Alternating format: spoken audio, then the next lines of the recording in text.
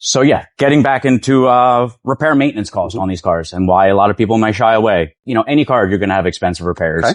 Sure, you have what we call the P-Tax. You know, Porsche parts are not cheap. So that does tie in. Haven't heard of the P-Tax yet? It's something we joke about in the field. It's parts. It's the P-Tax. But you know, you're getting a performance car, an exotic car. There is some tier of some repair costs that are associated with that. Again, it's coming down to that preventative maintenance car that's been maintained.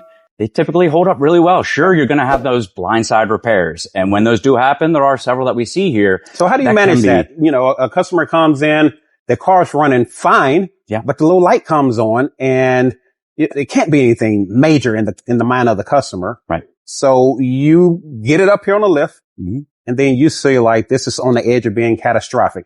How do you communicate that to the customer? How does that work? That's one of the things we really strive for. Any car that comes in just gets a quick general inspection while the car is in here. And that's when we're going to say, hey, we see some coolant noting. Now will be the time to do it before it does get worse.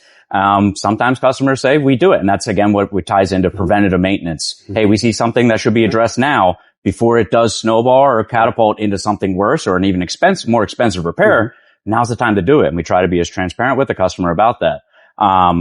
You know, and that's something where sometimes it can be avoided by doing that preliminary and doing that recommended initial repair to avoid a future, snowballing and expenses within that repair. Sometimes there are issues that do happen that can't be avoided. Is there ever an instance that you see a repair or something going on with a car and you just want to tell the customer you need to get out of this car? Case in point, we have a customer right now with a Gen 2 Cayenne Turbo. It's a great car, high mileage. She's always been very good with preventative maintenance on it. But one of the big repairs that does happen on these cars, on the Cayennes, is air ride suspension. The infamous air ride strut, air strut failure. It was something over the years. That's in the Panameras also, right? Panameras also. Yes. Panameras, Cayennes with the air ride suspension. That is a repair that gets quite expensive. You know, we had one of the airbags failing us just while here at the shop.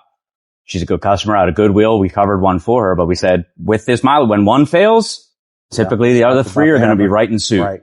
And sure enough, about a month later, we had two others fail at $1,500 a piece for those air struts. At that point, we already had 3 new ones in there. Ultimately recommended it's best to do all the remaining 3 and have all 4 done at this point. And you got a compressor.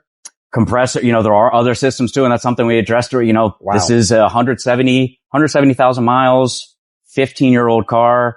There's a lot more components to this that we're ultimately trying to sway her that, like, what do you want out of the car? And realistically, how much do you want to keep spending into it? Because with the mileage on this car, yes, these air ride and suspension components do get pricey.